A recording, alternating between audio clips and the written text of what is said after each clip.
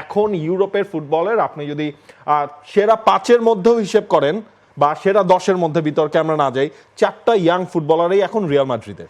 সবচেয়ে আকর্ষণীয় সময়টা কি আসলে এখন, মানে আপনি পরের সিজনে যখন টিভি অন করবেন তখন সবার আগে আপনি কি খুঁজে খুঁজে রিয়াল মাদ্রিদের খেলা দেখতে চাইবেন?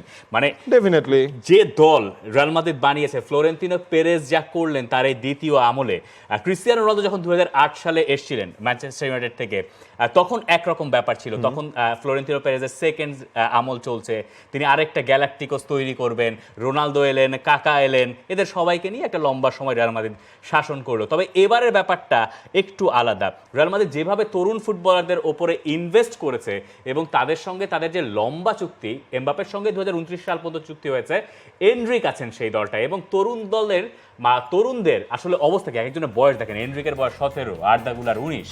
যে আর্দাগুলার রিসেন্টলি এই সিজনে বদলি হিসেবে কিছু কিছু ম্যাচ তিনি খেলেছেন, জানিয়ে দিয়েছেন তিনিও আসলে প্রথম একাদশে নামার মতোই তার সেই ক্যাপাবিলিটি রয়েছে। জুড বেলিংহাম এই সিজনের যিনি সাইনিং 20 বছর, কামাভিঙ্গা 21 বছর, রড্রিগো 23 বছর, এবং আরও আছে, মানে এখানেই শেষ নয়, সবার সঙ্গে তাদের লম্বা চুক্তি, কম বেশি প্রায় 2029 সাল পর্যন্ত চুক্তি।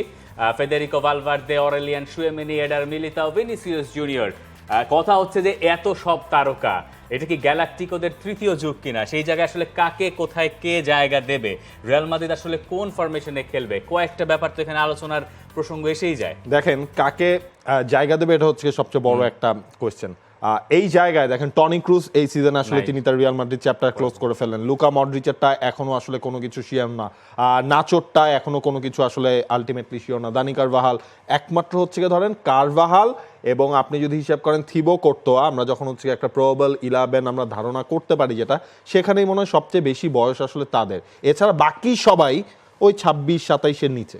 এক্স্যাক্টলি, এবং রিয়াল মাদ্রিদ আসলে দল করছে আগামী দিনের জন্য, যেটা বাকিদের জন্য বেশ ভয়ঙ্কর। এটা যদি আমরা একটা সম্ভাব্য একাদশ ধরে নেই, ভিনিসিয়াস জুনিয়রকে আমরা লেফট সাইডেই রাখছি, কিলিয়ান এমবাপেকে মাঝখানে রাখছি। এখন কথা হচ্ছে এমবাপে আসলে মাঝখানের ওই জায়গাটায় খেলবেন কিনা আমরা জানি না। যদিও পিএসজিতে তিনি ওই জায়গাটায় অপারেট করেছেন, চ্যাম্পিয়ন্স লিগের বেশ কিছু ম্যাচে তাকে নাম্বার 9-এর রোলে খেলানো হয়েছে, যদিও পিএসজিতে সেটা খুব একটা কাজে দেয় নাই। এমবাপে আর ভিনিসিয়াস জুনিয়রের ভেতরে মানে ওই চেঞ্জটা কি হবে, এই ব্যাপারে যদি পুরোটা জায়গায় আমরা যদি একটা মানে নেগেটিভিটিও না, মানে আলোচনার ব্যাপার খুঁজতে যাই, তাহলে সম্ভবত এটাই যে ভিনিসিয়াস আর এমবাপের নিজেদের জায়গার ভেতরে ক্ল্যাশ ঘটবে কিনা, রদ্রিগোর সেই ক্ষেত্রে কি হবে, বা এনরিক যখন আসবেন, এনরিকের বয়স হয়তো তাকে এখনই হয়তো স্টার্ট করানো হবে না, যেহেতু একেবারেই তরুণ, তিনি হয়তো সময় সময় নামবেন, বিভিন্ন সময় খেলবেন, কিন্তু নাম্বার 9-এর জায়গাটায় এনরিকই হয়তো আগামীতে শাসন করবেন, তাহলে এমবাপে কই খেলবেন? ওই যে জিনিসটা হচ্ছে আপনার এমবাপে হয় লেফট সাইডে, নাইলে হচ্ছে নাম্বার 9-এর পজিশনটায় অদল বদলটা হবে। এনরিককে তো আপনি শুরুতেই আসলে নামিয়ে দিতে পারবেন না। ধরেন এই সিজনে যদি আপনি যদি পার্সপেক্টিভটা চিন্তা করেন, এমনই হবে যে ভিনিসিয়াস জুনিয়র, এমবাপে এবং হচ্ছে অন্যদিকে রড্রিগো। তবে এই জায়গায় আমরা চ্যাম্পিয়ন্স লিগ ফাইনালের আগে একটা জিনিস বলছিলাম না, আনচেলত্তি তিনি আসলে প্লেয়ারদের বুঝে তার কৌশল চেঞ্জ করেন।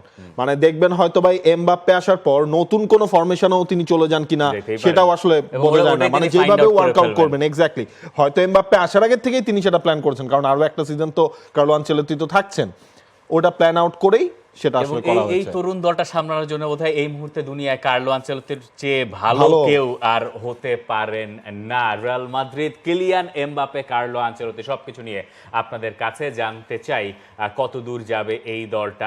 For more updates, subscribe to our YouTube channel and click on the bell icon. Follow us on Facebook and Instagram. Download T-Sports app to enjoy exciting games and highlights. Visit tsports.com.